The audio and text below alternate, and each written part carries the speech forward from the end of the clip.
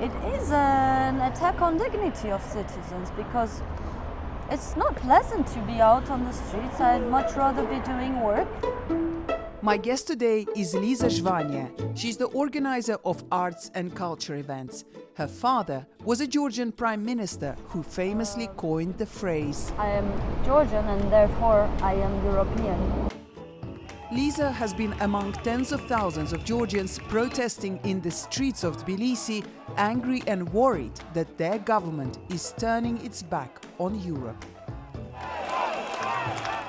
And especially in Georgia, solidarity has been a mechanism of survival for centuries. We discuss the events in Georgia, and Liza shares her thoughts about what is at the core of the current struggle. Please subscribe and like The Ramesh Show wherever you're watching or listening to it. Hello from the streets of Tbilisi. Today, in this episode of The Ramesh Show, I have a fantastic guest for you. This is Liza Zhvania. Hello. Hello. Thank you for having me. We're trying to experiment. We're trying to experiment with the selfie stick, and I hope my dear viewers and listeners will forgive this framing, because it's the content that counts. What do you think, Liza? Well, there is the stick and there is the wind and there is the pollen. So Yeah. We've got all the components. But it's better than tear gas. Yeah. Okay. For now. Okay, I like your optimism. Shall we do a round around Sure. the Parliament building? Yeah. So, Liza Zhvania is a cultural and media organizer. Yes, you got it right. That's how you want it to be presented. But I want to begin, like I've done with many of my guests. I met you not such a long time ago when you were doing some like media public relations for Tbilisi Art Fair, right? Yes. And it feels like a really long time ago, even though it was just early April, wasn't it? Because things change so quickly. How did it go, Tbilisi Art Fair? It went well. It went well. I'm very happy with it. Yeah? And with I all really the publicity care that about you got? this event, which has been happening. It's okay, we've got our mics. It was my first job 6 years ago, and I saw it come to life, and I saw so many people, gallerists, curators, media people, artists, putting in so much to give it life. And it's something that's quite precious to me.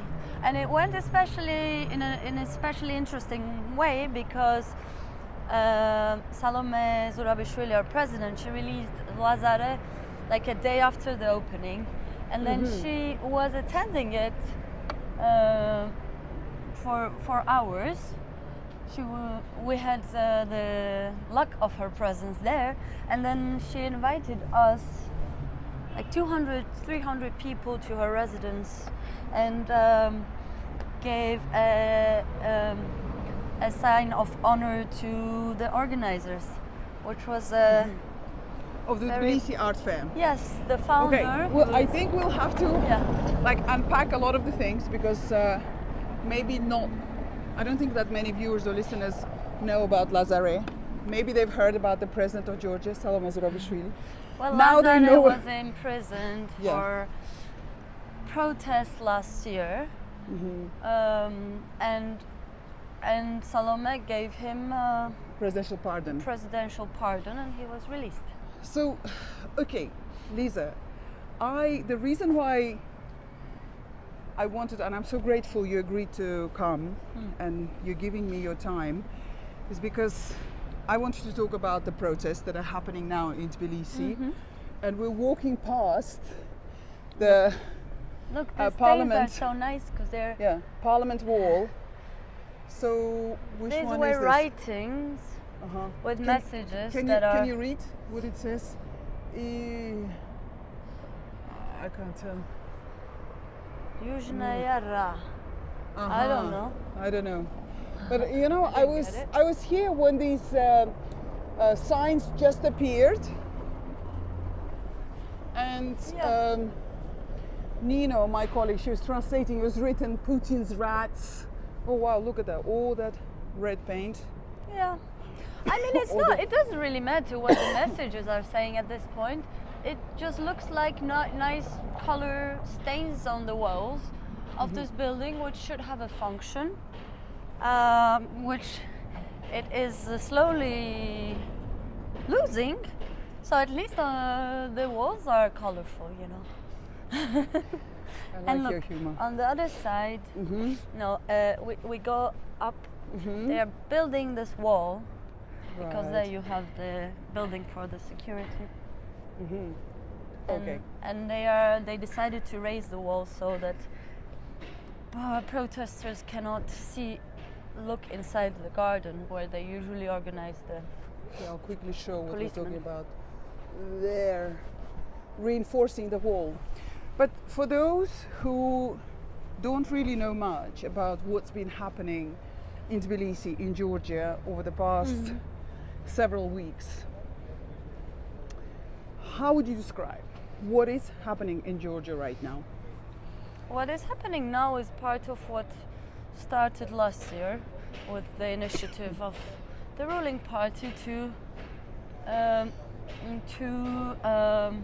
approve the law, which is against. It was called against agents, and now it's called against the Organizations representing foreign power. foreign power. But in Georgian, it kind of translates to the exact definition of what an agent is, you know, like the passers of foreign interest. Passers, like people who transmit, like in Yeah, that people, sense. the mediators of foreign interest. So the ones is the who are pollen. serving the foreign interest. So it's pretty much the same law, which Georgians dubbed the Russian law. They changed the name, but The yeah. content is the same. content is the same. The structure is the same. So last year, it was the first attempt to pass this law, and there were huge protests.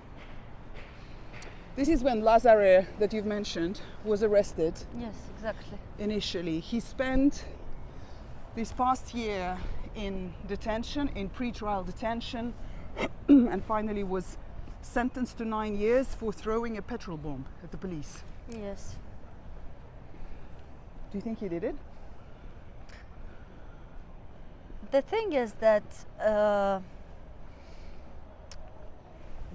he was part of a protest which at that point managed to halt the process, and the ruling party decided to step back and cancel the law. And everyone who were out, we were out for the same cause. And it's my friends, my younger siblings, my common citizens of Georgia sharing same interests, people from the society with which I do identify. And they were sprayed with water, and they were thrown the tear gas, and it was not so nice for them. We're talking about last year. Yeah, when yeah, this huge... They had to fight, and they got a sense that after their fight, they managed to retain something. And back then, the Georgian government, it really felt like the victory of people when they backed off, and they said, that's okay, we're not going to, just to preserve peace and stability, and we know there are a lot of young people, therefore we're just going to give up on this law, and we're not going back to it, right? Yes. That's what they said. So then, in 2024, while Liza Zhvania was working at Tbilisi Art Fair, the Georgian government suddenly came up and said, we're bringing back this law. I mean, many things changed in terms of the global politics since last year, and Georgia is in a place which is kind of on the border, and that is its weakness and an advantage at the same time, because it's a passage, both cultural and economic and physical, and at the same time a battlefield for bigger powers to Clash, yeah. clash. But despite all of this, I think what the processes recently have shown is that Georgia has been independent. Like, independent Georgia is slightly older than I am. I'm like 29, and Georgia is independent since 1991, so it's like 32. But it's my generation, you know, and with a lot of work, with a lot of thought in the 90s, despite the Civil War aftermath, despite all the like loss of territories, the territorial issues, the war, and the I don't know, there's socio-economic background. No one had any money. Like, things were arranged somehow by human will, basically. They did manage to convince the West that Georgia is a place which is of their interest. And this resulted into Georgian geopolitical vision being formed in this kind of an openness between the East and the West, and as a passageway, because in the early 90s the Baku-Ceyhan gas was established, and that was a huge pipeline was established, and that was like a huge geopolitical matter which brought Georgia's security to the front, because countries like the US had to protect peace in Georgia, because otherwise it would affect their commercial interest. Yes, but it was also a very thoughtful, practical, and thorough political vision for the country. And since then, along with me, my peers, and older generations, people have been living in difficult situations within different and very difficult governmental oppressive powers or structures, with many social and economic issues, but living and contributing their work, their life, their will, and their love for a country for which the vision has been established in starting from early 90s to late 90s. And now to propose that we're gonna take a radical turn and move to a completely different direction and erase this history, it's kind of like destroying that which we are. You know, we are like children who grew in this world, right, raised by our parents who managed to raise us, raised by our grandparents who managed to survive the Soviet Union, the fall of the Soviet Union, and then find and understand the idea behind the openness, the geopolitical openness for Georgia, and then formed by people, Georgian people, who are tolerant, who are open, who are very talented, very communicative, to have found themselves naturally in this world, in connection to the rest of the world, you know. And there is a certain dignity held in this self-positioning of perceiving citizenship in a way which empowers you. And if the citizenship doesn't empower you, then what's the sense of it, you know? What do you think is at stake in this battle that is happening now? Yeah, battle for values. Is it a battle for Georgia's freedom, or is it Georgia's future? What do you think is at stake? For me, it's not a battle. It's a natural instinct to defend what is already ours, and it's a defense of our country, of our future, but most of all of our dignity. because Maybe we'll stop here and have that building. because despite living in a very difficult society which has like made peace with many dreadful things and still has somehow survived, there is a certain point at which if the dignity of citizen is pushed, then it's not a question of a battle, it's just a matter of natural response. Look, do you think that dignity is being pushed because despite promising not to reintroduce the law, the government is reintroducing the law? Or do you think that dignity is being pushed because many people, and you know I've been covering this, you've been here at the protest daily, all these thousands, tens of thousands of people who are protesting against the law, they're saying that this government is trying to take Georgia back to Russia, away from the West. And you know what started as an opposition. For me, it's more important. What's it about? Sorry, my yes, stick we is are going all over. between West and Russia, and if we like completely deny a possibility of partnership with the West, it will devalue the value of the country, which will be defined only by Russia, which is definitely going to be lower, and it's a pragmatically wrong choice. But more than that, there were protests in 2022, 2 years ago, when the government did make steps in order for us to get the EU membership status. You mean June, when they couldn't get it in the first round? It was June, and I saw the people, and I saw what kinds of people came, and who were they, and you need to have some kind of, especially if you are in charge of people, if you're responsible for safety of people, you must listen to them somehow.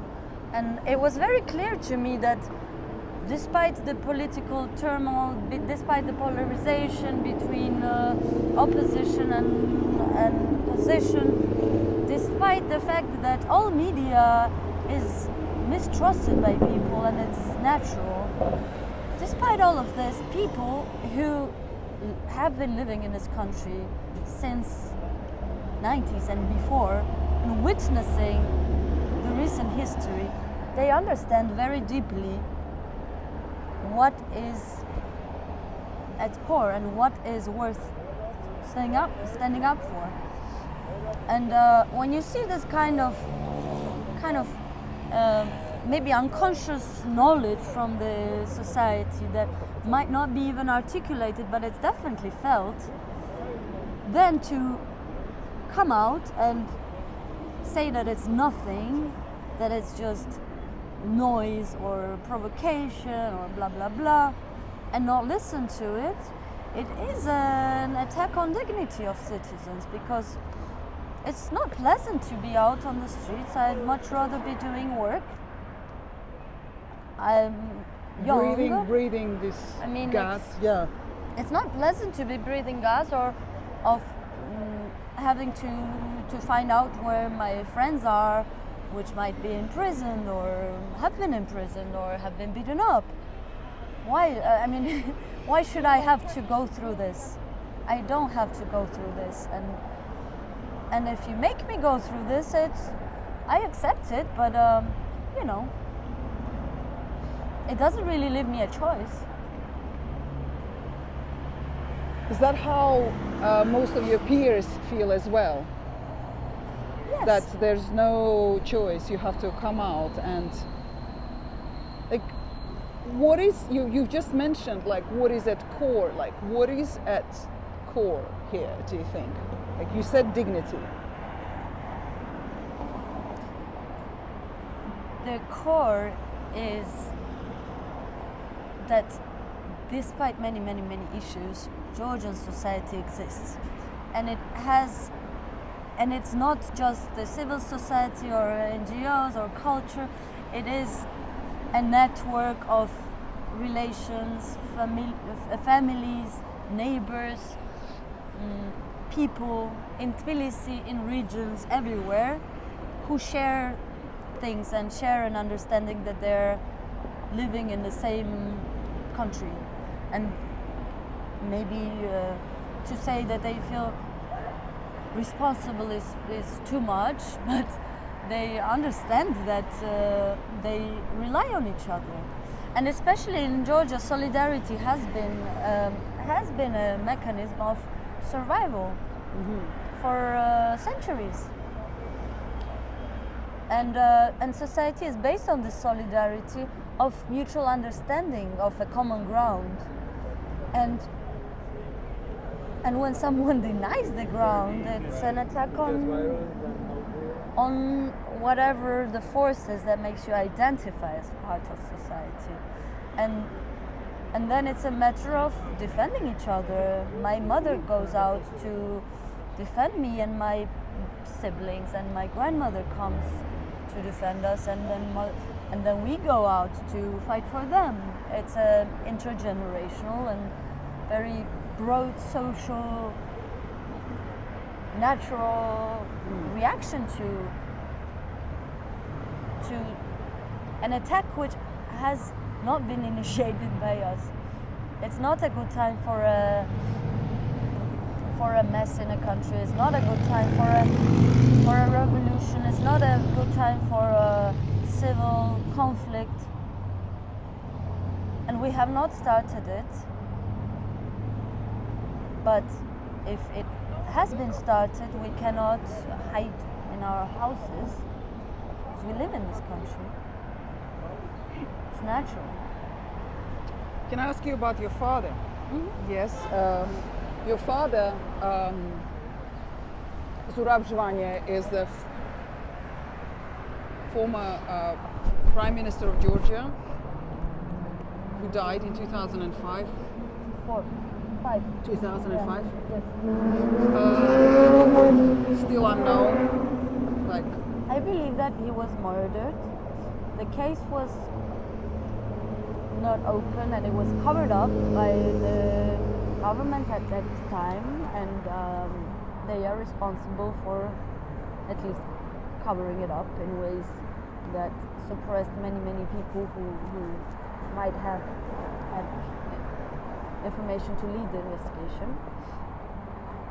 He was 41, very young. and he coined the phrase which a lot of Georgians repeat. Yes. Yes?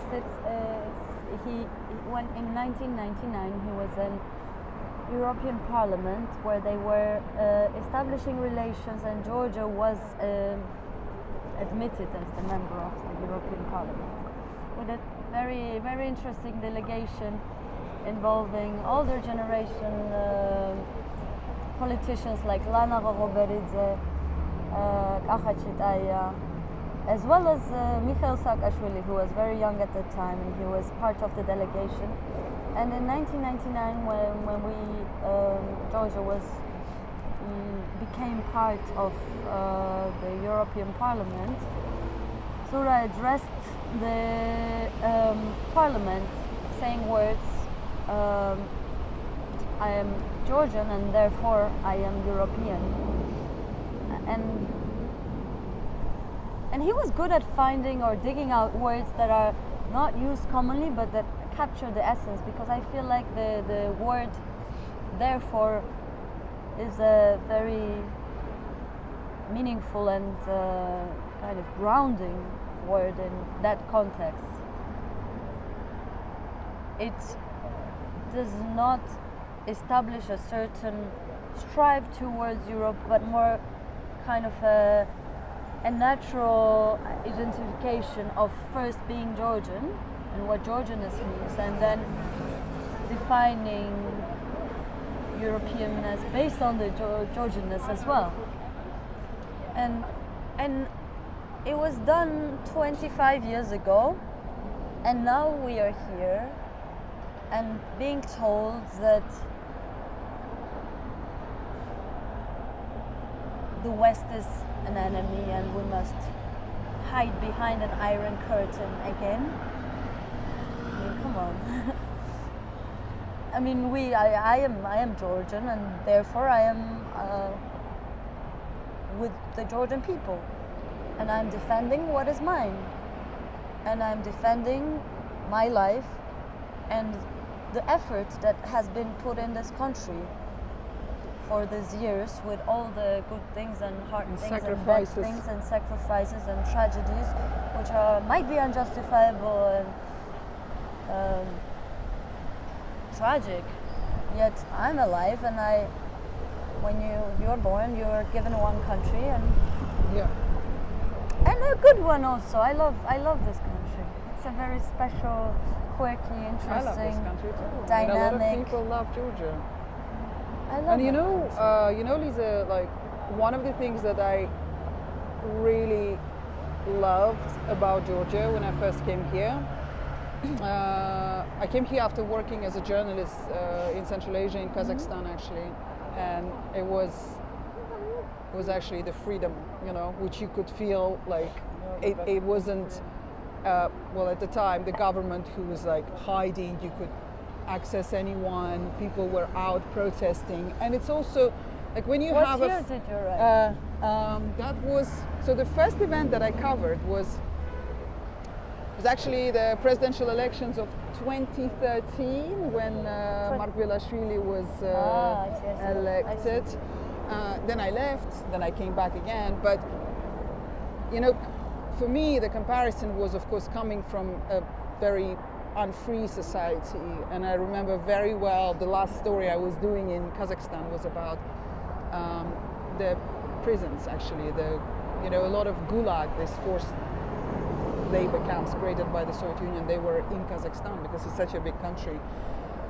And the story I was reporting on was how that gulag system still lived to that day because people were tortured. Anyway, deviating, but going back to that phrase that was coined by your father, do you think with what we've been witnessing over this recent, protest, it has a kind of renewed meaning, or like does it make you feel, because you're his daughter, does it make you feel that you have to defend it, like in front of your current government? I'm his daughter, and I am responsible for carrying his legacy, and it's a big responsibility.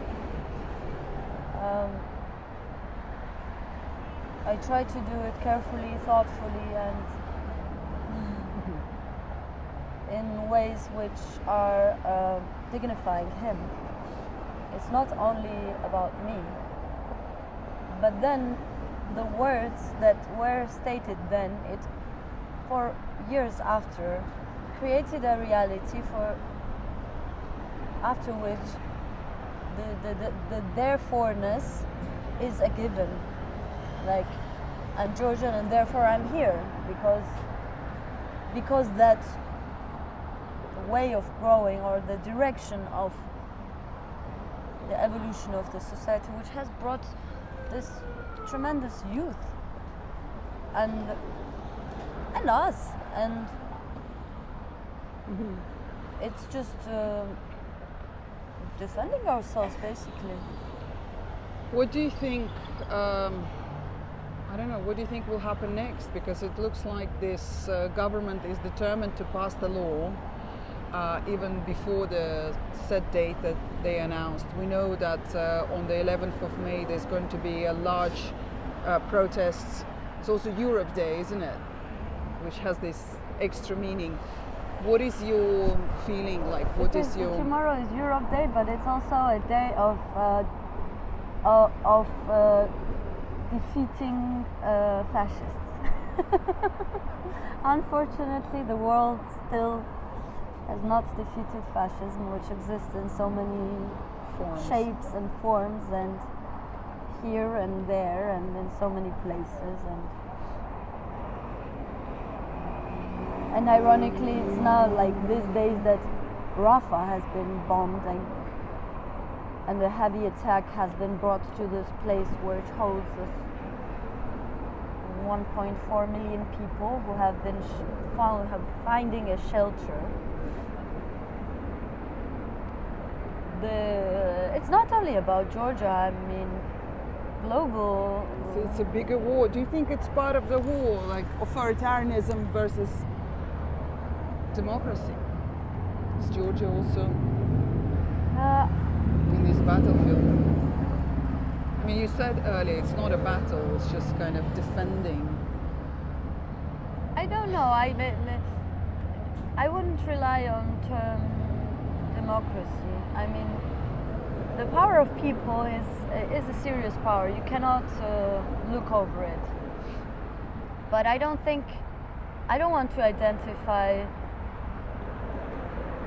in between a global conflict where no one is really blameless and no one has a moral upper hand. Mm-hmm.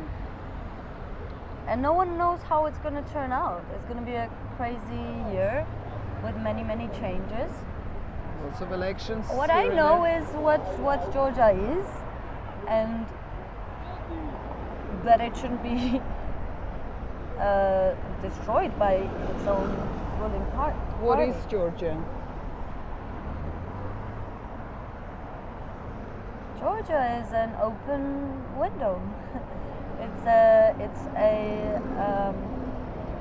an open mind as well. It's an open culture, and it's a country with strong citizens ready to defend their country and their dignity. And it's a place which knows its history and which carries knowledge through people who live here. Yeah. Do you see yourself in politics?